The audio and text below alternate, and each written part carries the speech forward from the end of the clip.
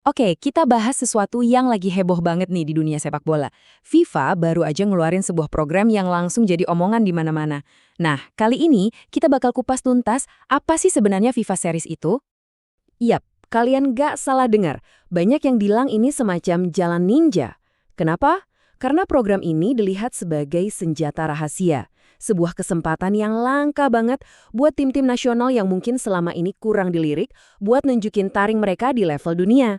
Oke, jadi pembahasan kita kali ini bakal terbagi jadi beberapa bagian. Pertama, kita lihat dulu apa itu panggung dunia baru yang ditawarkan.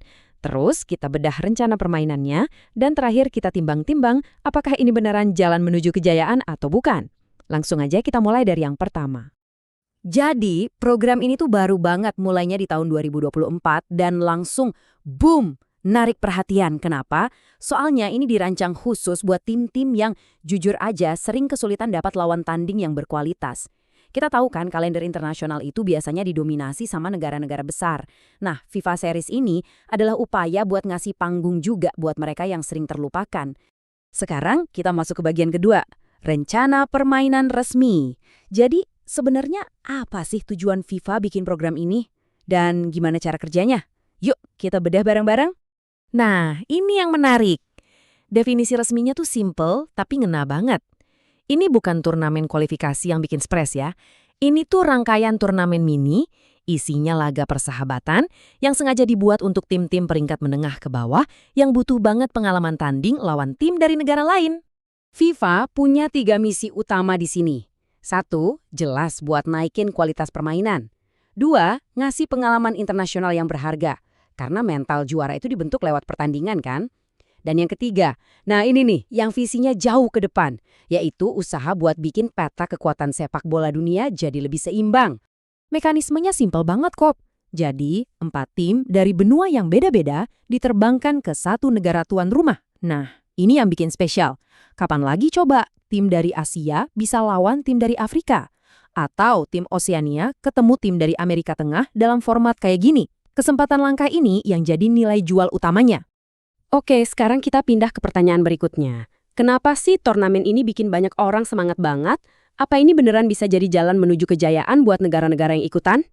Coba deh bayangin, euforianya itu kerasa banget. Terutama dari federasi-federasi yang selama ini mungkin ngerasa kayak anak tiri. Bertahun-tahun mereka cuma bisa mimpi buat tanding lawan tim dari benua lain di luar ajang sekelas Piala Dunia. Sekarang, FIFA Series mengubah mimpi itu jadi kenyataan. Nah, ini dia hadiah utamanya. Dengerin baik-baik. Meskipun ini cuma laga persahabatan, setiap pertandingan itu punya bobot poin buat ranking FIFA. Dan buat negara-negara ini, ranking itu segalanya. Peringkat yang lebih baik bisa membuka jalan ke undian yang lebih mudah di kualifikasi turnamen besar. Ini bukan sekedar laga biasa, ini bisa mengubah nasib. Angka ini ngomongin segalanya. Ini bukan main-main. Cuma dengan beberapa kemenangan aja, apalagi lawan tim yang peringkatnya lebih tinggi, sebuah negara bisa loncat belasan peringkat. Itu akselerasi yang luar biasa, yang biasanya butuh waktu bertahun-tahun buat dicapai. Dan inilah mimpi besarnya.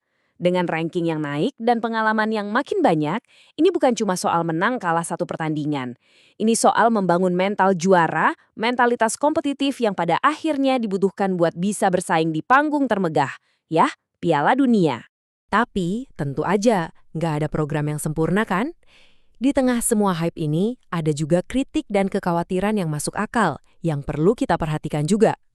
Jadi ini ibarat dua sisi koin. Di satu sisi ada antusiasme besar soal peluang emas dan pemerataan. Tapi di sisi lain ada tantangan yang nyata. Jadwal pemain makin padat, bisa bikin klub pusing. Terus tim-tim top dunia nggak ikutan. Jadi ada pertanyaan soal gengsi turnamennya. Dan yang paling penting, apakah FIFA bakal konsisten ngejalanin ini buat jangka panjang? Oke, kita udah lihat dari sisi positif dan negatifnya.